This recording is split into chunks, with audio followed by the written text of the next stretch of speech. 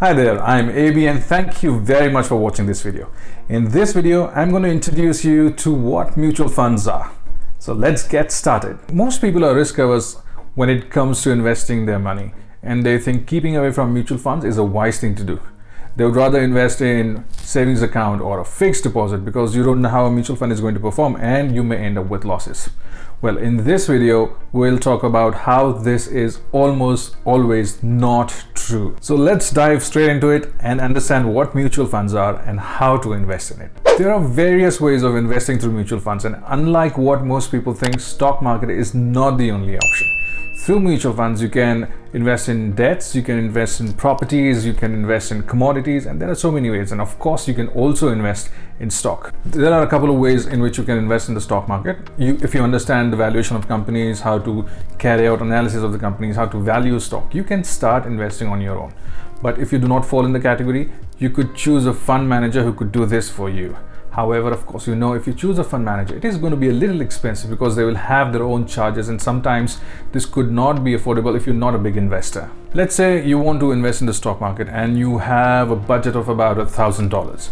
Now, if you look at the stocks of the company, you might want to choose some of the good companies. Obviously, you would always want to choose good companies.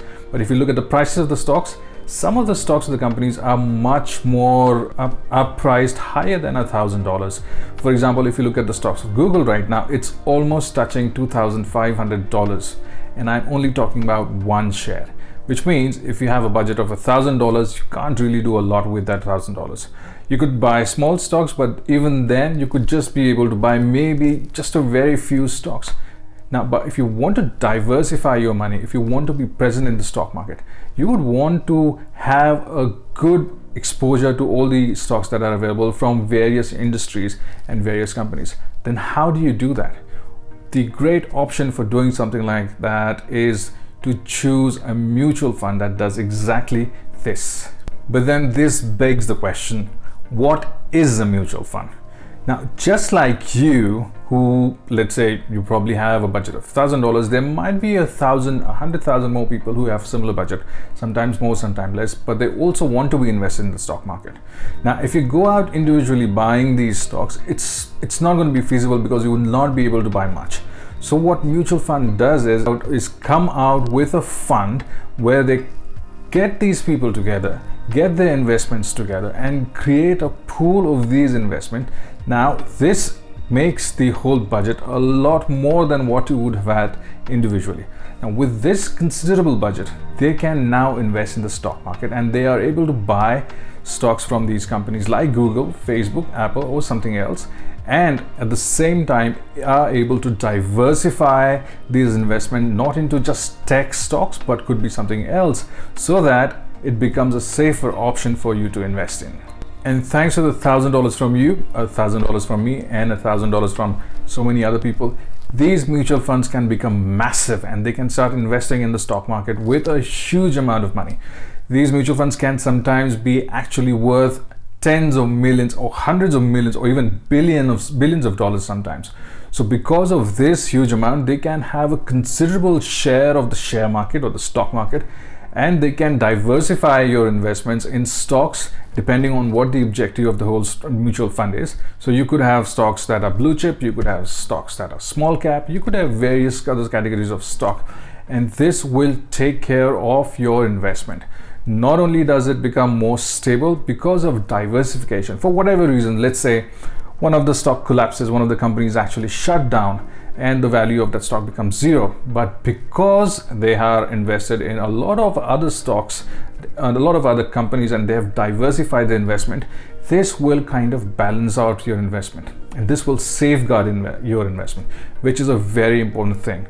Safeguarding your investment is one of the primary objectives of these fund managers, and these fund managers are experts, so you don't really have to worry about a layperson actually, or a layman, taking care of your investments. So even if one of the stocks goes to zero, the other stocks kind of balance the whole investment. But on the other hand, obviously you have to see that if one of the stocks shoots up and really goes high in price, you may not be able to actually profit immensely from the similar rise that stock has seen, because you would be invested in a very small amount. So what these mutual funds do is, depending on the amount of money that you invested, you will be given units. So these units will be worth your investment, and they will rise or fall depending on how the share market or these stocks that they have invested in perform. But this will almost always safeguard your interest, and there are very few examples when good mutual funds have performed really poorly and people have faced a lot of losses. So it is in the interest of the mutual fund to safeguard your interest. It is in the interest of the mutual fund to make sure that whatever they are invested in, whatever they have invested in, is something that is going to be stable, is something that is going to give you profit, is something that you are going to be happy about. So you should always be sure of the fact that mutual funds, even though they may go up or come down a little bit, but will always try to garner profit for your investment and will be profitable for you in the long run. But always remember, with any kind of investment, it is always about the long run.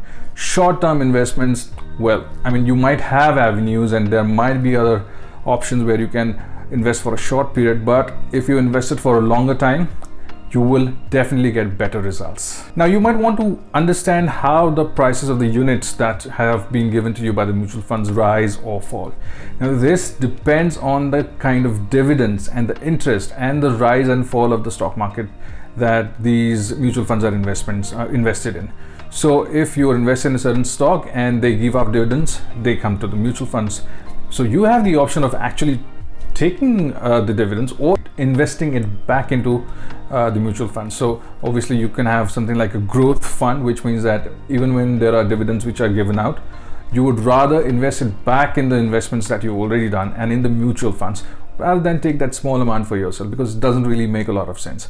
If you have that dividend going back to your investment, it is going to help you grow your investments. So through these dividends, through the interest, through the general rise in the stocks, the prices of the units that have been given out to you by these mutual funds will also increase. So as we have seen earlier, there are various kinds of mutual funds depending on what they invest in. They can invest in stocks, of course, but they could also invest in debts and bonds. They could also invest in properties. They could also invest in commodities. But in spite of all this, there are two popular kinds of mutual funds that invest in stocks and mutual funds that invest in debts or bonds. Even in this, you have variations. For example, you could have mutual funds based on stocks or debt which are issued by the federal government, or bonds which are issued by corporations. And you could have mutual funds based on the stock market and companies which are small cap or blue chip or large cap or mid cap companies or index funds. So depending on how risk averse you are, you could be investing in all these kind of stocks. So they will obviously give you varying returns, but with varying risks. But one of the great things about mutual funds is the liquidity. Unlike your fixed deposit, where you will still get lower interest and you will still earn a lot less than mutual funds, in fixed deposits you are not able to, or you can only have a very limited liquidity. But mutual funds are not like that. You can withdraw your mutual funds anytime you wish to. Even though you can sell your mutual funds at any time you want to, you have to be aware of exit fee, which is the amount that you will have to pay when you're withdrawing your money. This is normally a very small percentage of the investments that you've made, normally in the range of 1 to 3%. But this is something that you have to be aware of and you have to keep in mind when you're actually withdrawing the money. Now let's look at what are the advantages of investing through the mutual funds. Obviously, we've seen that as an individual, you might only have a limited amount of money that you would want to invest or you could invest in. But with the help of mutual funds, what you can do is you can not only buy the stocks or not only be invested in a lot of stocks from the stock market, some of the best stocks in the stock market, but you don't even have to pay a huge amount to be invested in the companies. Another huge advantage, a massive advantage, is that you get a fund manager with every mutual fund. So every mutual fund will have a designated expert, a fund manager, who will make sure that the investment is going in the right kind of funds, in the right kind of stocks, in the right kind of companies, depending on the objective of the mutual fund. Obviously, every mutual fund or different kinds of mutual funds will have different kinds of objectives. So for example, if it's a small cap mutual fund, for example, it means that you are going to take a little more risk than you would normally take. but it would also mean that you can gain a lot more profit than you would have otherwise gained. But even though it's a risky, even though the risks are higher, in spite of that, the fund managers that are allocated to these mutual funds will make sure that they still invest in the best of the best small caps, so that they can make sure that you will gain certain kind of return, certain amount, certain percentage over what you've invested. Obviously, this entirely depends on the stock market. The other important advantage of mutual funds is obviously something that we've spoken earlier again, is diversification, which means that you're not keeping all your eggs in one basket, and you're diversifying or spreading out your investments in a lot of companies and a lot of other industries that might be related to the mutual fund. So therefore, what you do is you are kind of trying to make sure that you're trying to gain profit from all the industries that do really well, and you are exposed, and you get a lot more exposure because of this, and which will kind of mitigate all the risks involved in this. The other thing is that obviously you get the service of a personal manager, almost a fund manager, who will look after your investment. But if you were to do this individually, and if you were to have a personal fund manager or personal investment advisor, they will have a huge amount of fee, and they will charge you a lot more money. And so if you have a budget of $1,000, well, this might just not be enough for them to be interested in what you want them to do for you. So with even a smaller amount, you still get the services of these experts, and they will only charge you a very small amount, a very small percentage of your investment, because there are so many people who are invested in the mutual funds. They are still making a huge amount of money. So for you, it could be small amount that you're giving out, but for them, they are making a huge amount of profit any which way. Another way of investing in the mutual funds is to start a systematic investment plan, or SIP. Now, what it means is that every month you decide that there is a certain amount that you would like to invest in a certain mutual fund, and this will be directly deducted from your bank account. So let's say you decide that you can spend about $100 every month in mutual funds. This will be deducted from your bank account, and these $100 will be invested in the stock market or whatever kind of mutual funds that you've bought, and the fund manager will take care of your investment. So you don't really have to worry about selling, buying of these stocks, getting the dividends, or investing it, reinvesting it into the stock market. This will all be taken care of by the fund manager. So SIP is something that I personally have been doing for years now, and honestly, I've made so much more than I would have thought by investing in the mutual funds. Start an SIP as soon as you can. Put in whatever minimum amount that you think you can invest in, and get it rolling every month. So very soon you'll be surprised to see the kind of returns that you get, and you would be happy that you've kind of spared this certain small amount every month, because at the end of it you will see that this has actually created a little pot of wealth for you. Of course, all this is not to say that mutual funds has no disadvantages. Of course, there are certain disadvantages, like you could have mutual funds who are only taking in the money because they want to have more capital, rather than actually putting in their efforts in managing the accounts, managing the funds properly. This doesn't usually happen, but there could be examples. And the other thing is that you don't really have any say in where your money is invested. So the fund manager takes care of all your investments, which means that you don't really have to worry about anything, but it also means that you don't really have any say in what kind of stocks the mutual funds should buy, what kind of stocks they should sell, where should they invest, how long they should invest. So that's purely something that mutual funds does it on its own self, and you have no say in it. And sometimes you might think that if you understand the stock market well, you might see that this is not the right way of doing it, but you can't really help it, because that's not in your hands to do anything about this. Another thing is, some mutual funds really play it really safe, and they don't really want to risk their investment and be a little aggressive in terms of investing in the kind of stocks that can rally for sure. But because they want to make sure the investment is going to be safe, whether or not it really earns a lot of profit, they will invest in stocks that are going to be steady, stable, something that they don't really have to worry about. So you might not see that aggression, you might not see the kind of profits that you would have otherwise seen if it invested directly in these stocks. But these are disadvantages that you have to make do with if you want to see your money grow, and you want your money to be steady and stable without making any kind of efforts in investing and selling or buying of these stocks. So even though these are disadvantages, I'm sure they're not so high that this will discourage you from investing in mutual funds. But also always make sure that whatever your objective is, you have to be really clear about the objective of why you want to invest in certain mutual funds. Is it something that you want to do in future? For example, do you want to buy a house? Are you investing for the education of your kids?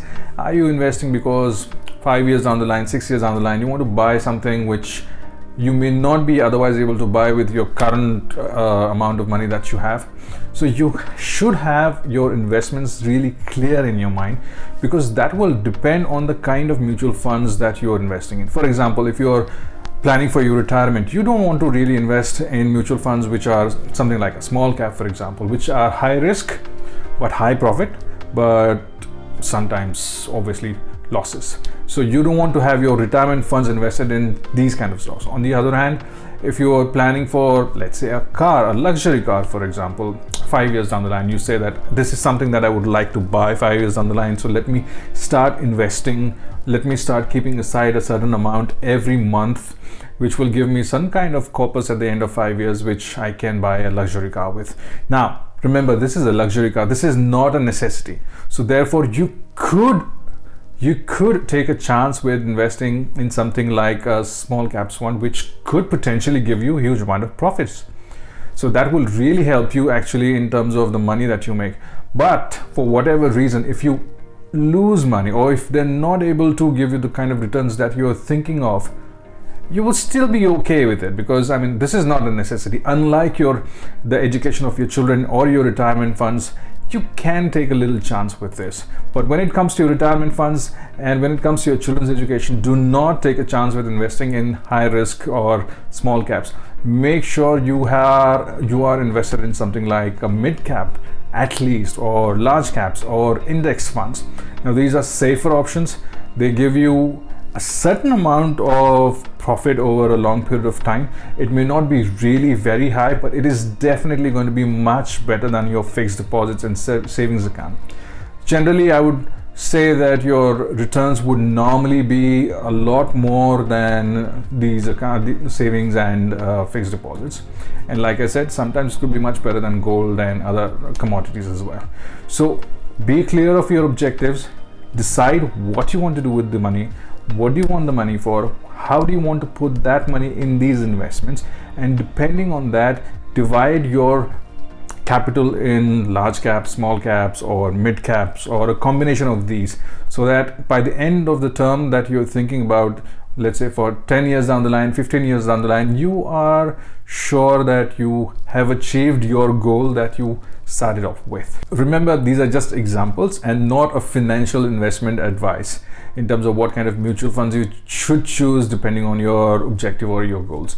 You should always take advice from somebody who is a financial expert, somebody who understands mutual funds, and only go with somebody like that. Or even better is start learning, educating yourself. Like I always say, spend time, invest in your own self, educating yourself, educating the market, so that you know what you are getting into. I hope this video encourages you to start investing in mutual funds. And if you think you found any kind of value in this video, please like the video and subscribe to the channel. I would really appreciate that. It encourages me to make more videos like this, and it keeps me going. Thank you very much for watching this video, and I will see you in the next one.